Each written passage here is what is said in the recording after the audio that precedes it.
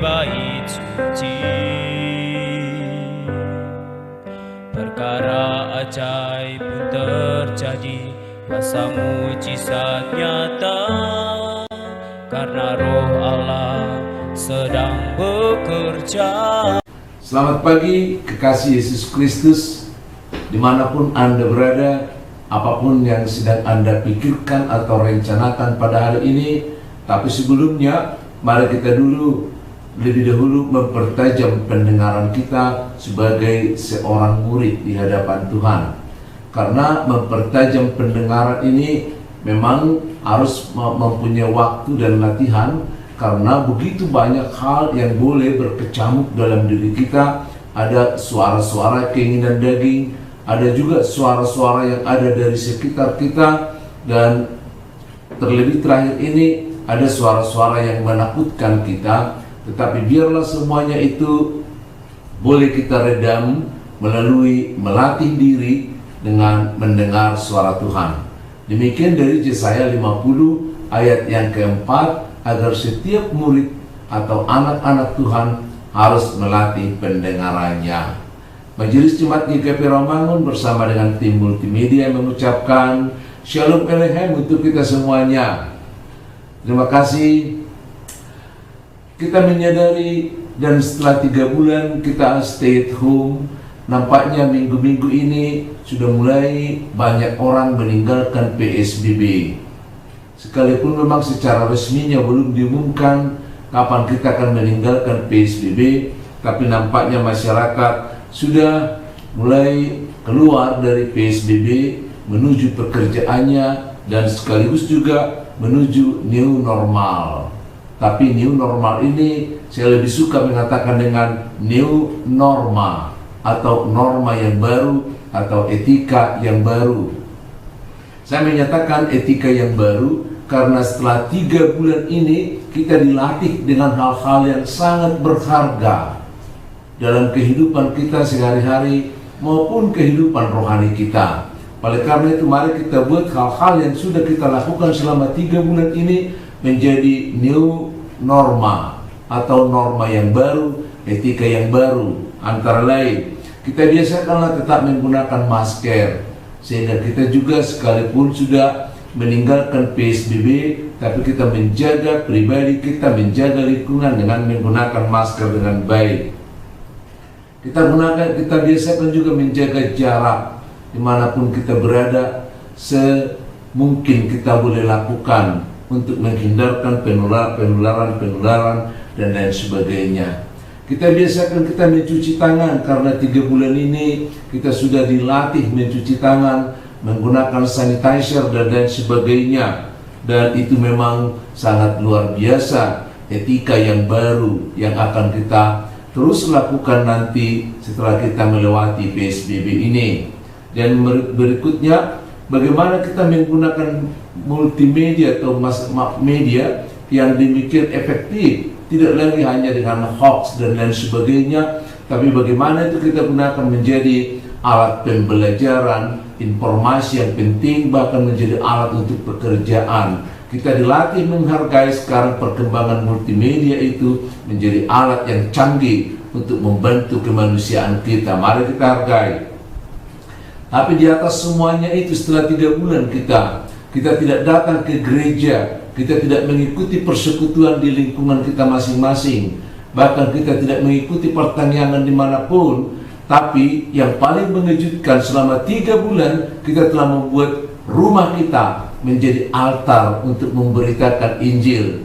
Selama 3 bulan kita telah melibatkan semua anggota keluarga kita menjadi pelayan Tuhan. Bagaimana kalau itu kita pertahankan terus? Ya, era yang baru kita songsong dengan etika yang dibentuk selama 3 bulan ini menjadi sesuatu yang sangat berharga, di mana bapak rumah tangga dikembalikan fungsinya menjadi imam, di mana anak-anaknya menjadi para pelayan yang dibangun di tengah-tengah rumah tangga itu. Sehingga nanti Roh Kudus yang kita dambakan itu akan semakin bekerja, karena kita mengakui kehadiran Yesus Kristus di rumah tangga kita, maka Roh Kudus juga akan bekerja sama seperti renungan kita pada hari ini. bagian yang kedua dari Roh Kudus itu adalah Allah. Ini adalah hari yang keempat kita membahas masalah Roh Kudus, tapi kali yang kedua kita untuk membahas bahwa Roh Kudus itu adalah Allah. Saudara-saudara, kalau kemarin kita membahas bahwa Roh Kudus itu adalah Allah, dengan membahas tema mendustai Roh Kudus adalah mendustai Allah. Kali ini kita melihat mencobai Allah adalah juga mencobai Roh Kudus, ya, bahkan mendukakan rohnya. Saudara-saudara, cerita ini kami angkat dari peristiwa bangsa Israel ketika bangsa Israel di dalam perjalanan dari Mesir menuju tanah Kanaan, masih baru keluar dari tanah Mesir. Mereka ada di daerah Masa dan Meriba. Ternyata mereka kehabisan perbekalan makanan dan minuman. Lalu bangsa itu mulai bersungut-sungut kepada Musa, sekaligus juga bersungut-sungut kepada Tuhan. Sehingga sasaran mereka adalah Musa. Karena Allah itu adalah roh, maka mereka membuat sasarannya kepada hambanya, yakni Musa. Betapa seringnya ya para hamba Tuhan menjadi sasaran dari ketidaktahuan, sasaran dari keinginan masyarakat, sehingga hamba Tuhan juga sebenarnya harus lebih bijak lagi bagaimana menyikapinya seperti Musa menyikapinya. Oleh karena itu dari Keluaran 17 ini ayat yang pertama sampai ayat yang ke-7 diceritakan bahwa bangsa itu berontak kepada Tuhan. Berontak artinya tidak mengikuti petunjuk-petunjuk Tuhan. Berontak artinya begitu ada sedikit masalah mau meninggalkan perjuangan, mau meninggalkan perjalanan. Padahal mereka sudah ditebus, sudah diangkat keluar dari tanah Mesir untuk menuju satu kemerdekaan bersama dengan Tuhan, hanya dengan perkara kecil, perkara yang tidak dapat diperhitungkan kecilnya dengan besarnya yang akan dituju. Mereka ingin meninggalkan barisan itu. Mereka mau balik ke tanah Mesir lagi. Bahkan mereka seperti tidak mempercayai Tuhan, tidak mempercayai Musa. Sebagai yang diurapi Tuhan, Musa menghadapi keadaan yang sangat genting itu dengan menyesali tindakan mereka dan mengarahkan bahwa tuntutan itu sesungguhnya bukan kepada Musa, tapi harus kepada Tuhan. Kita baca selengkapnya di Keluaran 17 ayat yang kedua bagian B. Musa mengatakan, "Mengapakah kamu bertengkar dengan aku? Dan mengapa kamu mencobai Tuhan?" Ya. Jadi mencobai Tuhan adalah meragukan ketercukupan, meragukan kehidupan kita, seolah-olah Tuhan tidak ada di dalam perjalanan kita, seolah-olah Tuhan tidak ada di dalam hidup kita, seolah-olah Tuhan membiarkan kita. Padahal Tuhan berjanji akan setia mengawal, setia menyertai, setia juga dalam perjalanan hidup ini. Tapi bukan hanya bangsa Israel yang sedang berjalan dari tanah Mesir menuju tanah Kanaan itu. Kita lihat juga hal yang sama pernah dikutip dalam Mazmur pasal yang ke-95 ayat yang ke-7 bagian B sampai ayat yang ke-11. Tapi kita baca dari ayat yang ke-7. Di dalam pemberontakan itu juga di sana dituliskan, sebab dialah Allah kita dan kitalah umat gembalaannya dan kawanan domba tuntunan tangannya. Pada hari ini sekiranya kamu mendengar suaranya, janganlah keraskan hatimu seperti di Meriba, seperti pada hari Masa di padang gurun. Saudara-saudara, kalau di Keluaran 3, di Keluaran 17 ayat yang ketiga tadi kita dengar bagaimana Musa mengatakan, "Kenapa kamu mencobai Tuhan?" Tapi di ayat yang ke-7 dari Mazmur 95 ini, di sini dikatakan, "Kenapa kamu tidak mendengar suara Allah?" Ya, jadi Tuhan dengan Allah adalah bagian yang sama. Kalau dikatakan masalah Tuhan, tapi itu juga Allah sesuai dengan pemahaman, sesuai dengan iman kita. Bahkan ketika hal itu juga Paulus kutip lagi di dalam Ibrani pasal yang ketiga ayat yang ke-7 sampai ayat yang ke-11 dikatakan di sana, sebab itu seperti yang dikatakan Roh Kudus, ya, pada hari ini jika kamu mendengar suaranya, janganlah keraskan hatimu seperti dalam kegeraman pada waktu pencobaan di padang gurun, ya. Jadi dalam Keluaran 17 ayat ketiga dikatakan, mengapa engkau mencobai Tuhan, ya. Di dalam Mazmur 95 ayat yang ke-7 dikatakan, kenapa tidak mendengar suara Allah, suaranya. Tapi di dalam Ibrani pasal yang ketiga ayat yang ke-7 juga dikatakan, sebab itu seperti yang dikatakan Roh Kudus. Ketiga ayat ini membuktikan dari peristiwa yang sama yang dikutip di Mazmur dan dikutip oleh Paulus juga di dalam surat yang ke Ibrani, kepada orang-orang Ibrani, menyatakan bahwa Allah yang ada di perjanjian lama itu adalah juga Roh Kudus. Membuktikan satu, bahwa Roh Kudus itu adalah Allah. Kedua, membuktikan bahwa Roh Kudus itu bukan baru datang pada waktu Pentakosta, tapi dia sudah ada sejak kekal bersama dengan Allah, bersama dengan Anak, menunjukkan ketritunggalan itu, keberadaan mereka sebagai Allah yang ada di dalam kuasanya dan yang bergerak sesuai dengan perjalanan waktu, dengan pembagian tugas dalam Allah yang Esa itu. Oleh karena itu saudara-saudara, kalau kita sebagai orang Kristen Protestan seringkali seperti melupakan masalah Roh Kudus. Tapi sebenarnya di dalam kehidupan kita sekarang ini, setelah Tuhan Yesus dimuliakan naik ke surga, maka dia mengutus Rohnya untuk menuntun kita karena dia adalah Allah.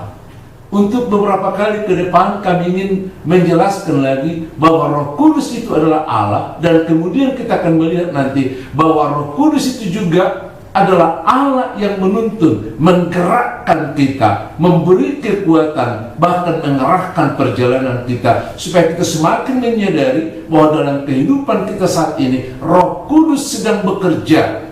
Kita harus memeliharanya, jangan mendukakannya, jangan sampai tidak mendengarnya. Mari kita mempertajam telinga, mari kita mempertajam pendengaran kita, karena Roh Kudus itu sekarang ada di dalam hati kita.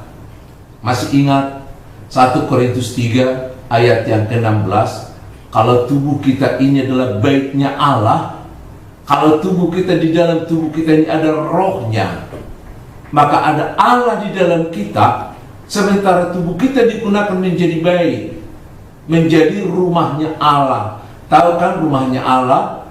Tahu kan rumah Allah sekarang sedang diterjemahkan dengan bahasa, atau kita pakai dengan bahasa sehari-hari, yakni gereja. Tahu kan fungsi gereja itu tempat persekutuan orang, tempat firman Tuhan dibagi atau diperdengarkan, supaya setiap orang semakin percaya kepada Yesus Kristus dan mendapat hidup yang kekal. Tahu kan kalau tubuh kita dikatakan sebagai bait Allah, berarti dari kita harus ada persekutuan dengan orang-orang lain.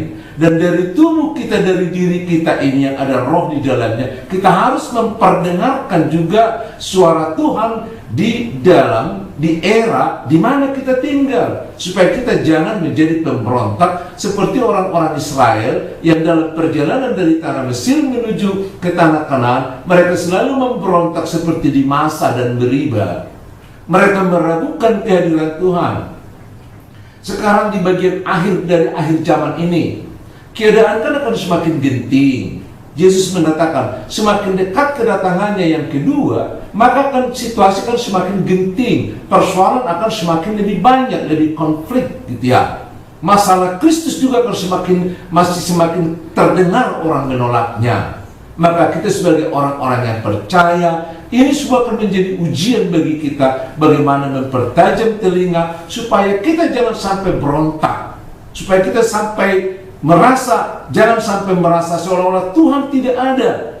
Lihat, ada beberapa orang yang meninggalkan iman Kristennya karena merasa Tuhan tidak ada di dalam dirinya. Maka jangan meninggalkan persekutuan, tetaplah dalam persekutuan bersama dengan Tuhan, karena Roh Kudus akan menuntun kita. Tetap sabar, setia, lahirkan buah-buah roh, sehingga buah-buah roh itu akan membangun juga kehadiran Roh Kudus di dalam diri kita. Shalom. Roh Kudus hadir di sini, mengalir di bait suci. Perkara ajaib pun terjadi, kuasa mujizat nyata, karena Roh Allah sedang bekerja.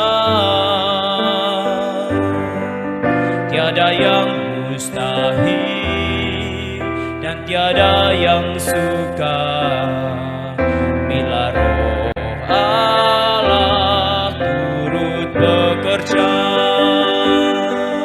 Tiada yang mustahil bagi orang percaya, karena Roh Allah turut bekerja di antara kita.